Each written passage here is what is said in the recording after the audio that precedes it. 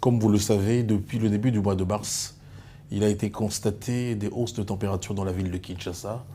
obligeant les gens à se poser des questions en sens divers. Il a été noté donc depuis le début de ce mois que les températures pendant cette période de pluie ont été inhabituelles. Et le Mételsat a donc remarqué que de la période du 1er au 13 mars, les températures ont oscillé autour de 33-34 degrés Celsius. Le pic de température dans la ville de Kinshasa a été observé le 12 mars, où on a atteint 37,5 degrés Celsius. Alors il faut savoir que ces températures qui sont observées au niveau de Kinshasa sont liées à plusieurs conséquences, notamment une diminution de l'absorption et de l'évaporation,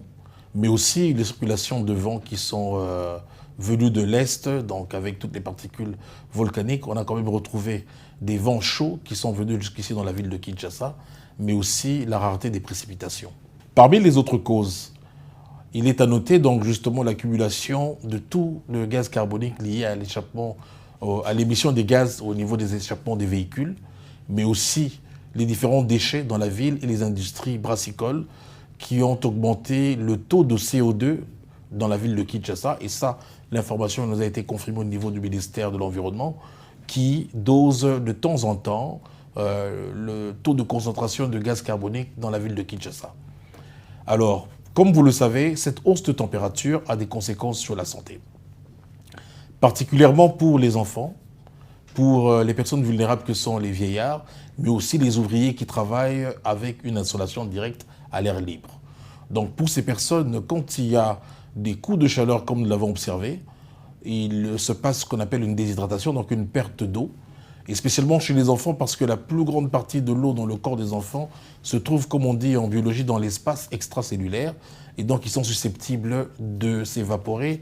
quand il y a des hausses de chaleur. Pour les vieillards, comme vous le savez, parfois les vieillards oublient de boire, et donc ce sont des personnes qui ont un risque accru pendant les hausses de chaleur, de la même manière que les gens qui ont des maladies préexistantes comme le diabète.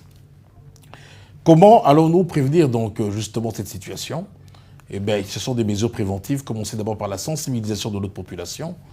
demander aux gens de ne pas être sous l'exposition directe du soleil parce qu'il y a des conséquences non seulement sur la santé mentale, mais aussi sur la peau et sur tout l'organisme, parce que cette situation de chaleur va entraîner une certaine nervosité au niveau des gens, et de la même manière, ça va entraîner une déshydratation qui peut être mortelle si elle atteint des valeurs de 15 à 25%, surtout chez les enfants et les adultes. Mais ce que nous recommandons aux gens, justement, c'est de rester dans des endroits frais, de se protéger et de boire beaucoup d'eau sans attendre la soif.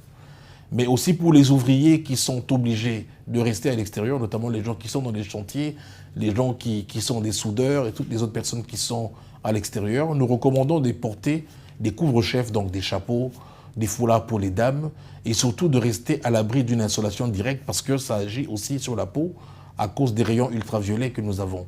Mais il faut aussi garder à l'esprit que ces ultraviolets ont un effet aussi sur les yeux. Et donc, nous recommandons aux gens de porter des lunettes solaires et d'éviter de regarder directement les rayons de soleil. Mais aussi, pendant cette période de hausse de température, nous recommandons d'éviter l'alcool. Parce que l'alcool va entraîner que l'on puisse uriner de temps en temps et donc entraîner aussi, à cause de l'effet diurétique qu'il a, une déshydratation qui risque d'être dangereuse. Évidemment, il faut aussi bien se nourrir. Il faut se reposer, se mouiller de temps en temps pour éviter les effets néfastes de la déshydratation.